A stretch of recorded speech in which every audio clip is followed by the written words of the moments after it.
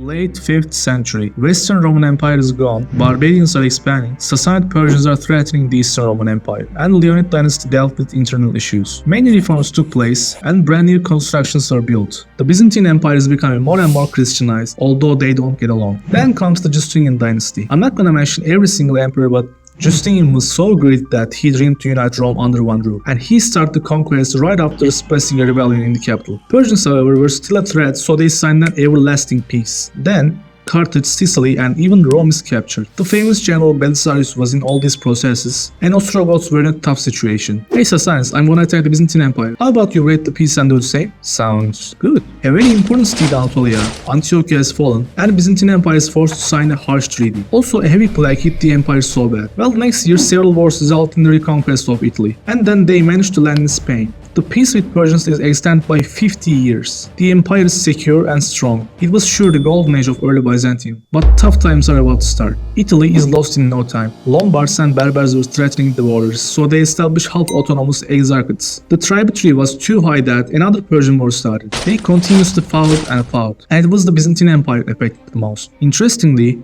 Husrev II defeated the Byzantium, fighting against Persians. Greeks in return reconquered a great portion of Anatolia. Meanwhile, Slavs and Avar Turks were threatening from the north. They constantly crossed the Danube and raided. The Greeks managed to deal with them, but the later military campaign resulted in a revolt, and the infamous Emperor Phocas succeeded the throne. He established a dictatorship and started massacres, and everyone was unhappy. The Sassanid Persians launched an invasion in Anatolia, eventually arriving at Constantinople. Avars and Slavs captured the Balkans. The situation was so bad that the Exarch of Carthage, Heraclius, deposed Phocas, and a new dynasty started. I believe the following 2 centuries are very interesting, so get ready. Heraclius tried to handle the Persians but lost in Antiochia. Persians invaded the entire Middle East and captured Egypt. Avar, Slav and Persian alliance sieged Constantinople, but Greeks successfully defeated them. Then they prepared for some time.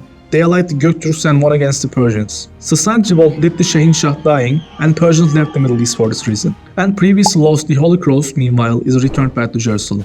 An Arab merchant, Muhammad, claimed he is the messenger of the real God. He united the Arabian Peninsula under Islam, and he left caliphs, the successors after him. The Arabs won against the Greeks and gradually captured the Middle East. The Sassanid Empire is totally annexed, and the governor of Syria, Muawiyah, conquered the Mediterranean islands. The caliphate grew exponentially until the death of the third caliph Uthman. I'm not really going into details, but Muawiyah left Greeks alone in order to fight against the current caliph Ali. He took over the Arab rule, making up the Umayyad Caliphate. The following decades, Arabs improved their navy. They invaded Smyrna and Kyzikos. What's next step?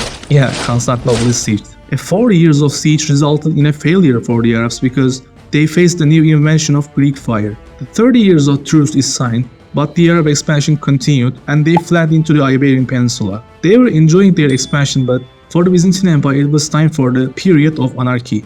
A revolt deposed the last Heraclian emperor 2 times, and Philippikos became the emperor. Then he is thrown by a random official. Then he is thrown by another random official. And then he is thrown by the Leo III, establishing the Isauria dynasty. Just after his stabilization, Arabs sieged Constantinople and failed again. In the latter years of his life, he recovered Anatolia. Tensions seemed to slow down in the mid-century because Umayyad were dealing with the Abbasid revolt, and they lost.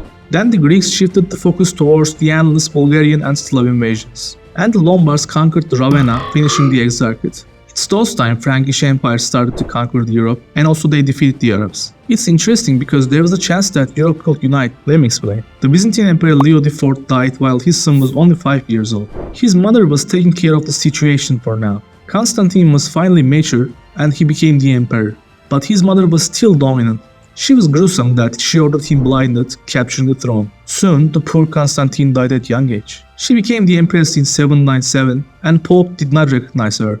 The Pope found it the chance to coronate Charlemagne as the Roman Emperor. Then Charlemagne proposed her a marriage. She was in favor of this marriage, but she is deposed by a conspiracy. If she accepted the offer, maybe the Roman Empire could unite. Anyway, Nikephoros became the new emperor and his short-living dynasty is ended by an Armenian. The Byzantine themes are influenced by the previous exarchates and dates back to the 7th century. Anatolia is effectively divided into themes. It survived many attacks and there were many skillful governors in there. But sometimes, as in this case, they opposed the emperor. The Arabs in the early 9th century had one of their best caliphs, Harun Rashid. In this period, they developed scientifically, culturally, and financially. But the western parts of the caliphate broke from them. Soon, they will become a threat for the Byzantine Empire.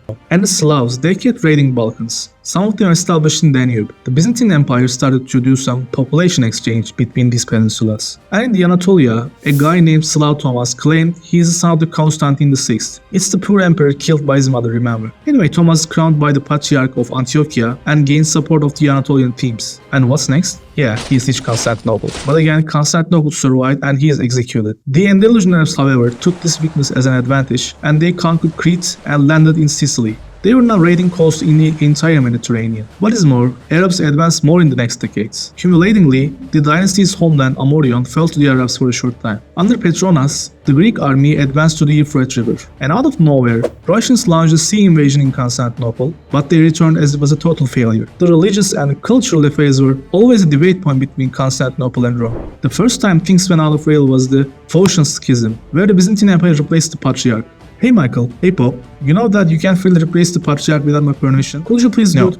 And this resulted in both sides excommunicating each other. It's not the only reason though, there was Filioque where Catholics previously adjusted the Christian creed. Anyway, the church split for the first time. The Abbasids were getting weaker and weaker. They are fragmented into multiple states later. The Persians broke apart, the former Turkic governors gained independence, and Mesopotamia was nothing different. It's not possible to cover all of them, but they fought each other. And Michael III had a co-emperor named Vasiliev, who later killed him and became the sole emperor. And this is the start of the Macedonian dynasty, but they are Armenian. Interestingly, his era coincided with the independence of Armenia from the Arabs. But actually Paulicians, an Armenian community living around there, were persecuted and thus they allied Arabs. Vasil defeated them so bad that they had to split to different places. Then he led undecisive battles against the Arabs. The following decades, Arabs launched invasions in the Mediterranean. Even Thessaloniki fell and the city is sacked. The Bulgarians were getting stronger and stronger, and they found them near the walls of Constantinople.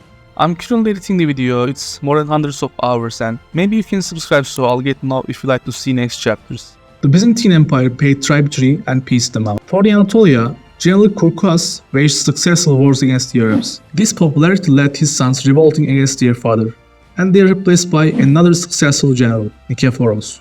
He conquered Cyprus, Antiochia, and Aleppo. The next emperor John expanded the empire. Greeks advanced into the Mesopotamia. He is succeeded by Basil, the Bulgar slayer. It comes from the event that he annihilated the Bulgarian army and released tens of thousands of Bulgarians blinded. The Byzantine Empire was strong in the late 10th century. They recovered Balkans and Anatolia. In the mid-century, they annexed Armenia. And out of nowhere, Russians tried to invade Constantinople once again. They were not the only one doing this though. The emperor's cousin tried to invade the capital as well. The last male ruler of the Macedonian dynasty was Constantine, but interestingly, his wife and his sister-in-law administered the empire jointly, and it was the time for the Great Schism. It's the 11th century, and some of the churches in Constantinople started to practice as Latins. The Patriarch, however, forced them to abandon this and sent insult to the Pope. The Pope sent his own letter to Constantinople stating that Rome is superior. This resulted in both sides excommunicating the other, and the relations have never been improved. Meanwhile, a successful revolt installed Isaac I as emperor. The Komnenos dynasty will become important soon, but the alliance of aristocracy and the church replaced him with the Dukas dynasty. Out of the Central Asian steppes, Augustus crossed the Persian borders and gradually invaded the entire lands. The Seljuk raids in Anatolia started, and the Battle of Manzikert was the time Turks defeated the Byzantine Empire. The Seljuks rapidly captured more and more cities, even they reached Jerusalem. And this started a new epoch for the Anatolia.